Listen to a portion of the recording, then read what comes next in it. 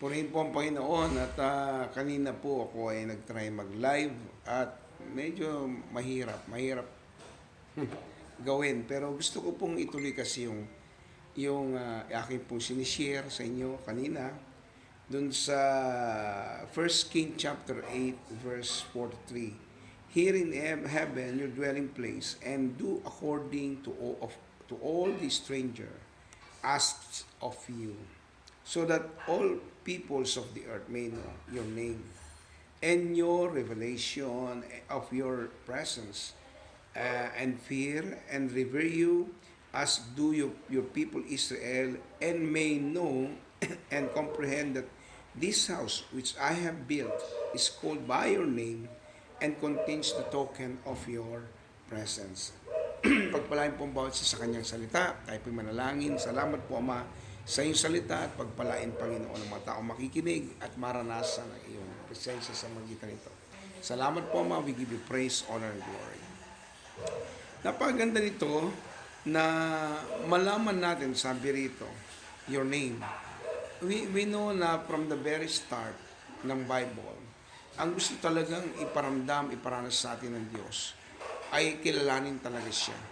Mula sa kanyang pangalan, ma-establish to sa heart natin. Hanggang sa ngayon, kailangan magkaroon ito ng tinatawag nating revelation. Revelation ng name ng ating Panginoon Jesus, the revelation of our Lord Jesus Christ, even the revelation of the Father in heaven, and the power of the Holy Spirit. Kapag araw-araw naranasan mo ito, naranasan mo na nagpapahayag sa iyo ang Panginoong Jesus, naranasan mo na ikaw ay nakakaranas ng kanyang pagkilos sa buhay mo. Ang kanyang presensya, lahat ng ito, alam niyo, matindi ang ating maranasan sa bawat araw. Kasi, hindi man natin lubos na maunawaan kung tayo po ay nasa kalagayan na hindi maganda o kalagayan na namumroblema, pero isa lang ang dapat mo maintindihan, buhay ang Diyos. Ibinigay niya ang pangalan niya sa atin. Ano manghingin mo sa Ama sa pangalan ng Jesus, ito yung pagkakalob niya at ang kapangyarihan ng Santo Espiritu na araw-araw po nating nararanasan. Matindi po ito sa buhay natin. At gusto ko pong makita natin na ipinapahayag ito sa ating buhay. Ang hindi alam ng lahat, the more Jesus will be revealed, our Lord Jesus Christ will be revealed in your life, the more you will enjoy, the more you will be filled, the more you will have God's favor. Matindi yan eh. Yun ang sinabi ni Jesus Christ sa mga huling sandali sa Book of John. Ama, hayaan mong kilalanin nila ang aking pangalan sa magitan mo. Ito po'y pinagtibay mo na. Lagi niyang binabanggit yun. Kasi sa totoo lang, the only name that we have in our heart right now is the name of our Lord Jesus Christ. Powerful po ito. Wherever we go, whatever we do, Jesus, the Anointed One, is so powerful sa lahat po ng tao. At pagkatapos, yung revelation nito, kasama po ang presence niya. Kaya nga, ang Holy Spirit, hindi ka iwanan nito. Nako, maintindihan mo.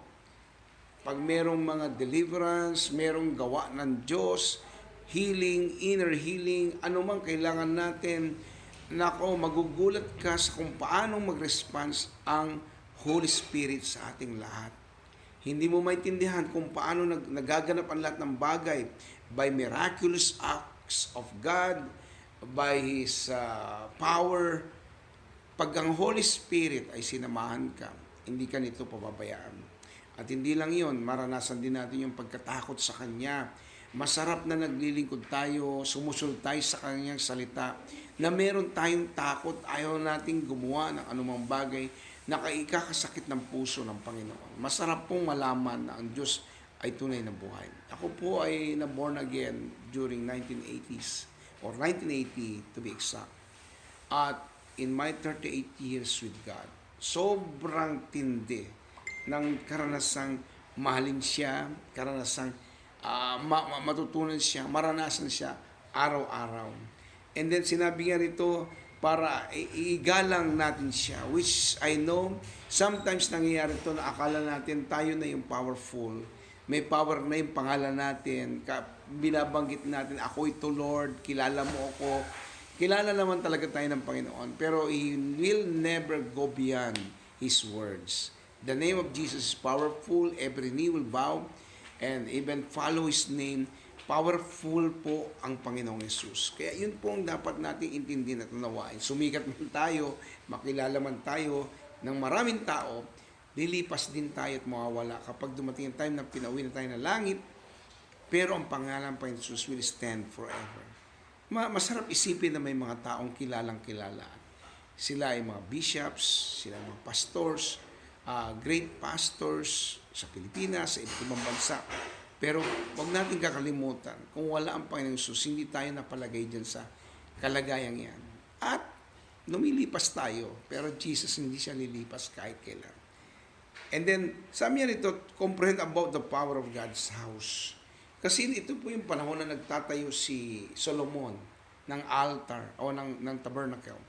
At isang naunawaan niya ngayon, na kahit hindi lamang Israel ang dapat makaranas nito, kundi ang tao sa iba't ibang bansa. Buong mundo, sabi niya ngayon, makilala siya, malaman nila, na kapag ay nanalangin, tumatawag sa Kanya, pakikinggan tayo ng Diyos. Kapatid, para sa ating lahat ito.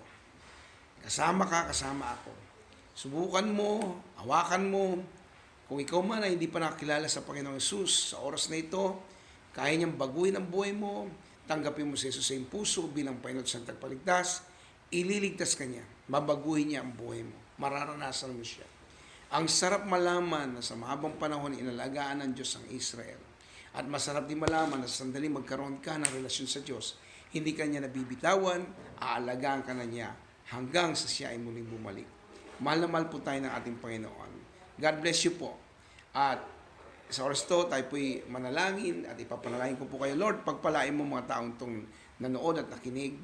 At yung mga taong bigla po nilang napanood ito nang hindi nila sinasadya. Ayaw mo, Lord, na tanggapin ka rin nila bilang Panginoon sa Tagapagligtas. Tanggapin nila ikaw, Panginoon Jesus, sa puso nila humingi ng tawad sa iyo. At Lord, yung mga taong nasa problema, may mga sakit, may karamdaman, I release the power of God, the healing touch of Jesus Christ. Kung kailangan nila ng kalayaan, be free in the name of Jesus. Be set free in the name of Jesus. Ikaw ay maligtas, ikaw ay magkaroon ng kaligtasan sa magitan ng Panginoon Jesus at maranasan mo ang kalayaan. I release even inner healing kung sila nasaktan at sinaktan sa mga pagkakataon sa buhay nila. Healing flow upon their heart, healing flow upon their bodies, healing flow even to their finances. I declare lahat na makakapanood nito ay pagpapalain ng Diyos. Higit pang pabor ng Panginoon sa buhay nila. Thank you, Father Heart God. I give you praise, I give you honor and glory in Jesus' name. Amen.